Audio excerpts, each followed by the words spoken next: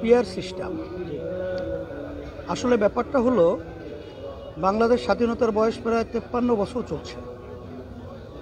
এই 53 বছরে যেই পদ্ধতিতে জাতীয় নির্বাচনগুলো হয়েছে আমরা গভীরভাবে লক্ষ্য করেছি এবং আপনারাও সেটা বাস্তবে দেখেছেন যে আসলে এই পদ্ধতির মাধ্যমে বেশিরভাগ ভোটই আসলে অকার্যকর হয় এবং সেটার কোনো গুরুত্ব থাকে না। যেমন 49% একটা গ্রুপ ভোট পাইয়েই তারা সরকার গঠন করে, আর তার বাহিরে কিন্তু 51% ভোট কিন্তু বাহিরে রয়ে গেল। এই 51% কিন্তু তাদেরকে সমর্থন করে নাই, যার কারণে যে এই সরকারটা দেশ পরিচালনা করবে 51% বা তার চেয়ে বেশি কম তারা কিন্তু এই সরকারের বিরোধী মনের তৈরি হয়ে আছে। বিধায় এখানে সুন্দরভাবে একটা পরিবেশ তৈরি হওয়া এটা বিগত দিনে হয় নাই। এই হলো একটা ব্যাপার। আর দ্বিতীয় কথা হলো এই পদ্ধতিতে নির্বাচনে অনেকাংশে অযোগ্য লোকগুলা অনেকাংশে তারা সংসদে যায় কালো টাকার দৌরত্বের কারণে এবং পেশি শক্তির মাধ্যমে। আর পিয়ার সিস্টেম যদি বাস্তবায়ন হয় সেখানে আপনার কালো টাকার দৌরত্ব এবং এই পেশি শক্তির যে একটা অনিয়ম এটা থাকবে না। আর তামাম দুনিয়ার মধ্যে প্রায় 147টা দেশের মতো এই পদ্ধতিতে নির্বাচন হয়, মানে গণতন্ত্রের। তার ভিতরে প্রায় 91টা দেশের মধ্যে এই পিয়ার সিস্টেম পদ্ধতি নির্বাচন চালু হয়েছে এবং চলছে। তাতে করে দেখা গেছে এটার সুফল জনগণের জন্য, দেশের জন্য কল্যাণ। আমাদের বাংলাদেশের মধ্যে আসলে বাস্তবতা হলো এই যে আমরা বিগত যত জাতীয় নির্বাচনগুলো হয়েছে বলতে গেলে সবগুলো নির্বাচন কিন্তু প্রশ্নবিদ্ধ ছিল, দুই একটা নির্বাচন। কিন্তু অন্য অন্য নির্বাচন যেমন এই 15.5 বছর যে ফ্যাসিস্ট আওয়ামী লীগ তারা যে নির্বাচনগুলো করেছে ওটা তো কোনো নির্বাচনই না, ওটা এক কথায় দিনের ভোট রাতে করেছে এবং জনগণ ভোট দিতে পারে নাই। বিধায় ফ্যাসিস্ট মানসিকতা তাদের তৈরি হয়েছে। আর এককভাবে যখন তারা ক্ষমতায় যায় তখন কিন্তু ফ্যাসিস্ট চরিত্র বিগত দিনে আমরা দেখেছি।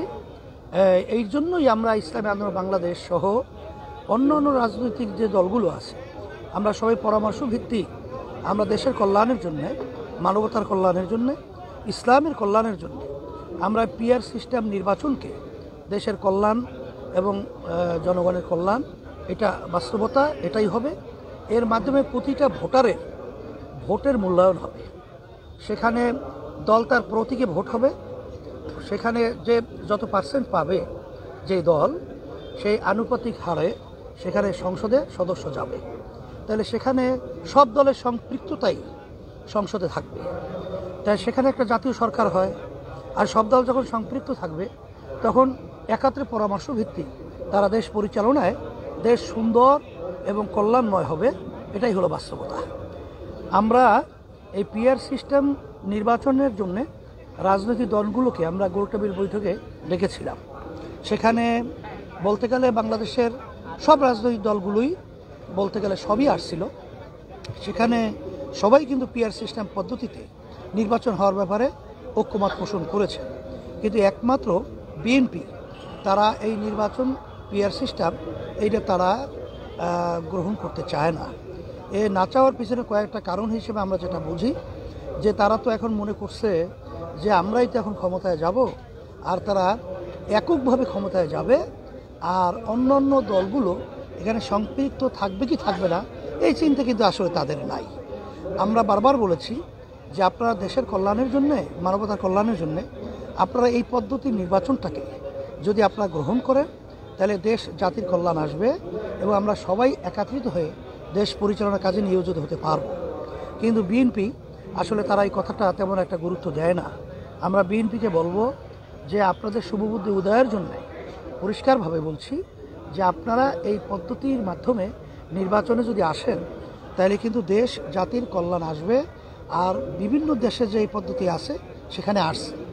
অনেকে আবার হয়তো প্রশ্ন করতে চায় যে পিয়ার সিস্টেম নির্বাচন হলে সেখানে আওয়ামী লীগ তো নির্বাচনে আসবে, তখন তো তারাও তো বড় ধরনের একটা পরিবেশ তৈরি করবে। আমরা বলেছি যে আওয়ামী লীগের যে আচরণগুলো, তারা 3টা জাতীয় নির্বাচন আমাদের বাংলাদেশের জনগণকে তারা ভোট দিতে দেয় নাই। অন্তত এই 3 জাতীয় নির্বাচন আওয়ামী লীগ নির্বাচনে আসতে পারবে না, এইটি হলো আমাদের দাবি, সকলের দাবি। আর তাদের যে খুন গুম সহ এবং দেশের টাকা পাচার সহ যে দুর্নীতিগুলো তাদের সাথে জড়ায় আছে, তাদের এই চরিত্রে যতক্ষণ পর্যন্ত পরিবর্তন না আসবে ততক্ষণ পর্যন্ত জাতীয় নির্বাচনে তারা আসার প্রশ্নই আসে না, তারা আসতে পারবে না। তারপর তারা যে খুন গুম করেছে, টাকা পাচার করেছে, এখন তো তাদের বিচার প্রক্রিয়াধীন, তাদের বিচার চলমান আছে। এই অবস্থায় তারা নির্বাচনে আসার মতো কোনো যৌক্তিকতা আমি দেখি না এবং আসতেই পারে না। সেই হিসেবে তাদের বিচার আগে হোক, তারপর চরিত্র যদি পরিবর্তন হয় তখন তারা আবার দেশের জন্য কাজ করবে। আর আমি সেদিনকারও বলেছিলাম যে আওয়ামী লীগের যে নেতৃত্ব, বিশেষ করে শেখ হাসিনা প্রধানমন্ত্রী ছিল, তার নেতৃত্বে এই বাংলাদেশে এই চরিত্র পরিবর্তন না হলে তার নেতৃত্বে বাংলাদেশে আওয়ামী লীগ চলতে পারে না, চলতে পারবে না। কারণ তাদের মধ্যে আমরা দেশের প্রেম দেখি নাই, তাদের ভিতরে জনগণের প্রেম দেখি নাই, তারা মানবতা কল্যাণকামী নয়। তারা কিন্তু মূলত আমাদের পাশের রাষ্ট্র ভারতের অনেকাংশে তাদের স্বার্থটাই তারা অগ্রাধিকার দিয়েছে। এটা তার বক্তব্যের মাধ্যমে তো প্রকাশিত হয়েছে যে ভারতকে আমি যা দিয়েছি সেটা সে কোনোদিন ভুলতে পারবে না, এটা মনে রাখতে হবে। আমরা তখন বলেছিলাম যে আপনি ভারতের কথা বলছেন মনে রাখবে, কিন্তু আপনি দেশের প্রধানমন্ত্রী দায়িত্ব পালন করছেন বাংলাদেশ, আপনি ভারত থেকে বাংলাদেশের জন্য কী নিয়ে আসছেন এটা তো দেশের মানুষ জানতে চায়, কিন্তু সেটা তো আপনি সেভাবে আমাদেরকে ফুটায় তুলতে পারেন নাই। বরঞ্চ এখন আমরা দেখেছি যে আপনাদের কাজগুলো সবই ছিল স্বার্থ এবং আপনাদের দলীয় ক্যাডার এবং লোকজনকে তাদের ভবিষ্যৎ এবং তাদের আখের গুছানো এবং টাকা পাচার করারই একটা প্রক্রিয়া, যার কারণে আওয়ামী লীগ কখনোই জাতীয় নির্বাচনে পরিষ্কার না হওয়া পর্যন্ত আসতে পারবে না।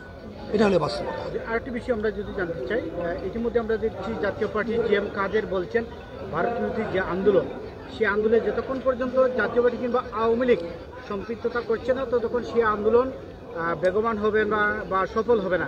কিন্তু ইতিপূর্বে আমরা দেখেছি তারা একটি রাষ্ট্রের বেশ কুসামুদ করেছেন। এ বিষয়ে আপনাদের বার্তা?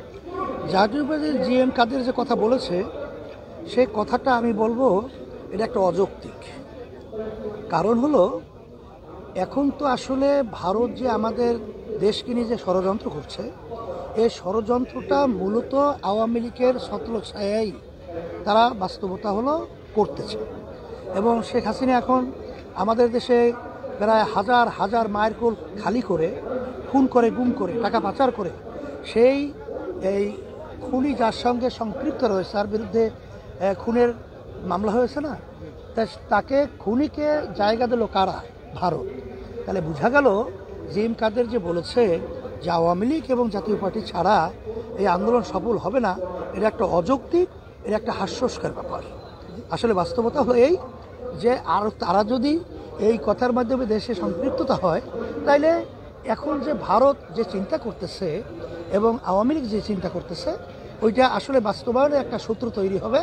আর বাংলাদেশ আমাদের স্বাধীন আর থাকতেছে না, তাহলে করত রাজ্য ভারতের একটা দালালি রাষ্ট্র হিসেবে আমাদের পরিণত হবে। বিধায় এটা একটা অযৌক্তিক কথা। জি হুজুর, ইতিমধ্যে আমরা দেখেছি ভারতের আগরতলায় আমাদের বাংলাদেশি দূতাবাসে হামলা হয়েছে এবং উগ্রবাদী কিছু ইসকনের লোকজন আমাদের বাংলাদেশি জাতীয়তাবাদী পতাকা যেটা রয়েছে সেটাকে জ্বালিয়ে তারা হেনস্থা করেছে। সে বিষয়ে আপনারা একটু মন্তব্য? এটা একটা অত্যন্ত দুঃখজনক ব্যাপার। একটা স্বাধীন দেশের দূতাবাসের উপরে অনার্থ এরকমভাবে হামলা করা, এটা কোনো মানবতা না, এটা কোনো দেশের চরিত্র হতে পারে না, এটা কোনো দলের চরিত্র হতে পারে না, এটা কোনো মানুষের চরিত্র হতে পারে না। এটা যারা করেছে এটা আমরা বলবো তারা হিংসুক এবং তারা এই দেশকে অশান্তি করার জন্যই এই ধরনের তাদের একটা আচরণ। এটা আমরা তাদের এই আচরণকে আমরা ইসলামী আন্দোলন বাংলাদেশ এবং বাংলাদেশের জনগণের পক্ষ থেকে আমরা নিন্দা জানাই, ধিক্কার জানাই এবং সাথে সাথে আমরা বলবো যে ভারত সরকার এ ব্যাপারে যদি পদক্ষেপ না নেয়, আন্তর্জাতিকভাবে যেখানে আপনার জাতিসংঘ রয়েছে তারা যেন এই ব্যাপারটা গুরুত্ব সহকারে দেখে, নাহলে জাতিসংঘের ভূমিকাটা প্রশ্নবিদ্ধ হবে। সংক্ষেপে যদি আমরা জানতে চাই, ইতিমধ্যে আমরা দেখছি দেশের যুব সমাজ ইসলামী রাষ্ট্র পরিচালনায় তারা বিভিন্ন ব্যানারে দাবি করছেন, আন্দোলন করছেন।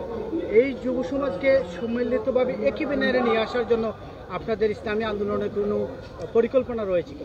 আসলে বাস্তবতা হলো ইসলাম ছাড়া আসলে শান্তি কখনো আসে নাই মানুষের, দেশের, জনগণের, আর কখনো আসতেও পারে না। কারণ ইসলাম এমন এক নীতি আদর্শ, যে নীতি আদর্শের মাধ্যমে ইতিহাস বলে আমরা দেখব যে আল্লাহ রাসূল সাল্লাল্লাহু আলাইহি ওয়াসাল্লাম যখন তিনি রাষ্ট্র পরিচালনা করেছিলেন, সাহাবায়ে কেরামরা যখন করেছিলেন, তখনই কিন্তু বিজাতিরা তাদের দেশ ছেড়ে শান্তির লক্ষ্যে ইসলামী রাষ্ট্রে এসে বসবাস করেছে। বিজাতিরা পর্যন্ত মধ্যে 100 মনীষীর নাম তারা যে লিপিবদ্ধ করেছে, সেখানে আল্লাহ রাসূল সাল্লাল্লাহু আলাইহি ওয়াসাল্লামের নামটা প্রথম নিয়ে আসতে তারা বাধ্য হয়েছে। এবং কি অক্সফোর্ড বিশ্ববিদ্যালয়ের মূল ফটকের মধ্যে এখনও কিন্তু গেটের ভিতরে লেখা আছে সর্বযুগের সর্বশ্রেষ্ঠ আইন প্রণেতা, তার নাম হলো মুহাম্মদুর রাসূলুল্লাহ সাল্লাল্লাহু আলাইহি ওয়াসাল্লাম। বাংলাদেশের ভিতরে শতকরা 92 জনের মতো মুসলমান বসবাস করে। এখানে তো মুসলমান যারা দাবি করবে তাদের নীতি আদর্শ হলো ইসলাম। মুসলমান কখনো ইসলামী নীতি আদর্শ বাইরে থাকতে পারে না, পারবে না। আর বিজাতিরা বা অন্য সংখ্যালঘু যারা রয়েছে তারাও ইসলামের সাথে জড়ায়া থাকবে এর জন্যে শান্তির লক্ষ্যে। যেটা আপনারা লক্ষ্য করেছেন আজকে বাংলাদেশের ভিতরে ভারত যে মিথ্যা বাংলাদেশের ব্যাপারে অপপ্রচার সংবাদ মাধ্যমের মাধ্যমে তারা প্রচার করছে এবং সংসদ সহ বিভিন্ন যে আলোচনা তারা উঠিয়েছে, এটা অত্যন্ত একটা দুঃখজনক পরিতাপের ব্যাপার। আমি সেদিনকে ঢাকায় বলেছিলাম যে হিন্দুরা বাংলাদেশের ভিতরে সন্তান মার করে যেরকম নিরাপদ, বিজাতিরা, হিন্দুরা, সংখ্যালঘুরা আমাদের দেশেও কিন্তু এরকম নিরাপদ। কিন্তু এরকম মিথ্যা প্রচারের মাধ্যমে দেশকে অশান্তি করার যে প্রক্রিয়াটা, তাহলে তার ওই নীতি আদর্শে যারা তারা যেটা লালন করে, এর মাধ্যমে যদি শান্তি আসতো তাহলে তো তারা এই ধরনের আচরণ আসলে করতে পারে না, কথা বলতে পারে না। মুসলমানরা কিন্তু ভারতে স্বাধীনভাবে তাদের ধর্মীয় কার্যক্রম পরিচালনা করতে পারে না। কিন্তু বাংলাদেশে এই ধরনের মায়ের কোলে সংখ্যালঘুরা কীভাবে রইল? সিংহভাগ মুসলমান থাকার কারণেই এবং মুসলমানদের নীতি আদর্শের মাধ্যমে বিজাতিদের জানমাল নিরাপত্তার ব্যাপারে আল্লাহ রাসূল সাল্লাল্লাহু আলাইহি ওয়াসাল্লাম বলেছেন, তোমাদের জানমাল নিরাপত্তার দায়িত্ব তোমাদের কাছে যত গুরুত্ব, বিজাতিরও জানমাল নিরাপত্তার দায়িত্ব গুরুত্ব তোমাদের কাছে ওইভাবেই থাকতে হবে। এই জন্যই আজকে বিজাতিরা কিন্তু বাংলাদেশে মায়ের কোলের মধ্যেই যেরকম সন্তান নিরাপদ, তারাও কিন্তু এর নিরাপদে আছে। বিধায় এই দেশের ভিতরে এখন যুবক সমাজ যখন আলহামদুলিল্লাহ ইসলামের পক্ষে যখন তারা সাড়া জাগিয়েছে, আলহামদুলিল্লাহ আশা করছি যখন যুবক যেদিকে ঝুঁকে যায়, ছাত্র যেদিকে ঝুঁকে যায়, এত বড় একটা অভ্যুত্থান এরা ছাত্র যখন রাস্তায় নেমেছে তখন কিন্তু সম্ভব হয়েছে। সেই হিসাবে আমি বলবো যে আমরা ইসলামী দলগুলো এটাকে রাষ্ট্রীয় পর্যায়ে ক্ষমতা নেওয়ার জন্যে আমরা সমমনা ইসলামী দলগুলো সহ আমরা কিন্তু আলোচনা করতেছি এবং অনেকটা আমরা কিন্তু আল্লাহর রহমতে এগিয়ে গেছি এবং আমরা কিন্তু অনেকে একমত পোষণ করতে পেরেছি। আপনাদের কাছে দোয়া চাই এবং আপনাদের মাধ্যমে যেন এই দেশটা 53 বছর যারা স্বাধীন পরিচালনা করেছে তাদের যে নীতি আদর্শ ছিল, এর মাধ্যমে তো আমরা শান্তি পাই নাই। যেহেতু পাই নাই, ইসলাম আসলে আমরা শুনছি কিন্তু এটা তো আমরা বাস্তবে দেখি নাই। এইটা দেখার জন্যে এবং ইসলামী নিয়ম আদর্শ অনুযায়ী একটা বার দেশ পরিচালনা হোক এবং মানুষ দেখুক, তামাম দুনিয়া দেখুক যে শান্তি কীভাবে আসে। বাস্তবতা হলো আফগানিস্তান অল্প কয়েকদিনের মধ্যে তামাম দুনিয়ার মধ্যে তারা অর্থনৈতিক এবং মানসিক এবং দেশের কল্যাণ, মানবতার কল্যাণ, তারা বিশ্বকে কিন্তু গ্রামে একটা কথা বলে চোখে আঙ্গুল দিয়ে তারা কিন্তু এটা দেখিয়ে দিয়েছে। তাহলে বোঝা গেল ইসলামের মধ্যেই দেশের কল্যাণ, মানবতার কল্যাণ, এইটাই বাস্তবতা। তা আমি আশা করব আপনাদের মাধ্যমে এবং সবাই যেন একত্রিত হয়ে আমরা ইসলামকে রাষ্ট্রীয় পর্যায়ে ক্ষমতায় নিয়ে ইসলামের নীতি আদর্শ অনুযায়ী দেশ পরিচালনা করতে পারি। আপনাদের সকলকে ধন্যবাদ। লাস্ট একটি বিষয় আমরা জানতে চাই, যেহেতু আপনি ছাত্র আন্দোলনের কথা নিয়ে এসেছেন, এই বিষয়ে একটু বিষয় আমরা জানতে চাই যে জুলাই গণহত্যা বা আগস্টের যে হত্যা, যে হত্যার পরে অন্তর্বর্তী সরকার কিন্তু এখন রাষ্ট্র পরিচালনা করছে, কিন্তু সেই হত্যাকারীদেরকে বা অস্ত্র এখনো উদ্ধার করছে না। এই বিষয়ে আপনি কি বলবেন?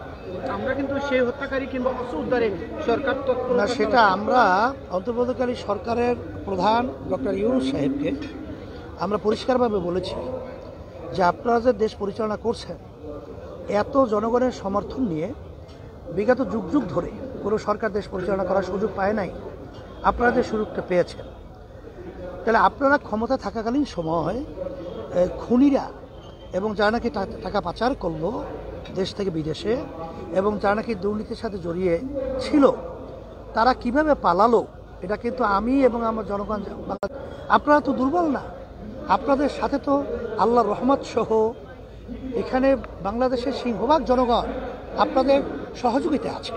তা আপনারা এটা কেন করছেন না? এটা আমরা বারবার কিন্তু তাকে বলেছি এবং কিছু পদক্ষেপ তারা নিয়েছেও এবং তারা বিভিন্ন কমিশন গঠন করেছে, কার্যক্রম শুরু করেছে এবং ধরার প্রক্রিয়াও চলছে। কিন্তু আমরা আরও চাই যে আরও তড়িৎ, আরও গুরুত্ব সহকারে, আরও জোরালোভাবে এই পদক্ষেপটা নেও।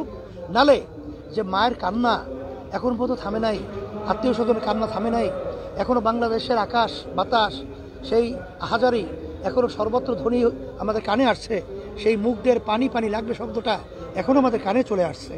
সেখানে কিন্তু আপনাদের কার্যক্রমে আমরা কিন্তু এক পর্যায়ে হতাশ, আপনারা আরও তৎপরতা বাড়াবেন এটা আমরা আশা করছি এবং আপনারা এ ব্যাপারে কোনো কার্পণ্যতা করবেন না, কারণ আল্লাহর রহমতে বাংলাদেশের সিংহভাগ জনগণ আপনাদের সহযোগিতায় আল্লাহর রহমতে আছে, সমস্ত রাজনৈতিক দলগুলো ফ্যাসিস্ট ছাড়া। আমাদের এই বর্তমান ইউনূস সরকার সেনাবাহিনীর প্রধানের একটি বক্তব্য আছে, যতদিন সেনাবাহিনীর প্রধান রয়েছেন ততদিন তিনি ইউনূস সরকারের সাথে আছেন, এরকম একটা বক্তব্য এসেছিল। দীর্ঘমেয়াদী যদি ইউনূস সরকারের ক্ষমতা থাকে তখন আপনাদের যে করণীয়টা কি থাকবে বা আপনারা কি সেই কাজটাকে কি স্বাগত জানাবেন, না আপনারা নির্বাচনের প্রস্তুতি নেওয়ার জন্য ওনাকে তাগিদ দিবেন? সেটা আমরা বিভিন্ন সময় মিডিয়ার সামনে এবং অন্তর্বর্তীকালীন সরকারের কাছে লিখিত এটা আমরা দিয়েছি যে আপনারা প্রয়োজনীয় গুরুত্বপূর্ণ যে সংস্কারগুলো আছে সেগুলো করার পরই খুব ত্বরিত নির্বাচনে একটা রোড ম্যাপ আপনারা ঘোষণা করবেন। কারণ আপনারা যদি এটা না করেন তাহলে কিন্তু এক পর্যায়ে জনগণের যে আশা আকাঙ্ক্ষা এটা কিন্তু এক পর্যায়ে ভেঙে পড়বে, আর যদি এটা ভেঙে পড়ে এটা আমাদের দেশের জন্য কল্যাণ হবে না এবং জনগণের জন্য কল্যাণ হবে না। এখন তাদের পক্ষ থেকে অনেক উপদেষ্টা গুরুত্বপূর্ণ, তারা তো বলেছে যে 18 মাস এবং 1.5 বছরের মধ্যেই জাতীয় নির্বাচনের একটা পরিবেশ তৈরি হবে এবং নির্বাচন হবে। আমরা এই আশায় আছি। পক্ষ থেকে দেশবাসীর উদ্দেশ্যে বা লাইভে যারা যুক্ত হয়েছেন তাদের উদ্দেশ্যে কোনো বার্তা রয়েছে কি? হ্যাঁ, দেশবাসীর কাছে আপনাদের মাধ্যমে আমরা বলতে চাই যে আমরা 53 বছর স্বাধীনতায় বারবার যাদেরকে ক্ষমতায় নিয়েছি এবং যারা ক্ষমতায় ছিল তাদের চরিত্র আমরা দেখেছি এবং তাদের কার্যক্রম আমরা দেখেছি, বারবার চিহ্নিত পরীক্ষিত, যাদের মাধ্যমে দেশ সর্বত্র অশান্তি এবং বারবার তাম দুনিয়ার মধ্যে 5 বার দুর্নীতির দিক থেকে, চোরের দিক থেকে ফার্স্ট হয়েছে। নেই আমরা যেন ভালো মানুষ, ভালো নীতি আদর্শ এর মাধ্যমেই যেন আমরা দেশ পরিচালনা করতে পারি, এটা দেশবাসীর কাছে আমাদের আহ্বান থাকবে এবং সবাইকে আমরা ধন্যবাদ জানাচ্ছি, সহযোগিতা চাচ্ছি। আল্লাহ যেন আমাদের সকলকে দেশের জন্য, মানুষের কল্যাণের জন্য এবং ইসলামের জন্য আল্লাহ যেন কবুল করেন। আমাদের সময় দেওয়ার জন্য আপনাকে অসংখ্য শুকরিয়া, আপনাদের ধন্যবাদ জানাচ্ছি। আমাদের সিলেটে এসে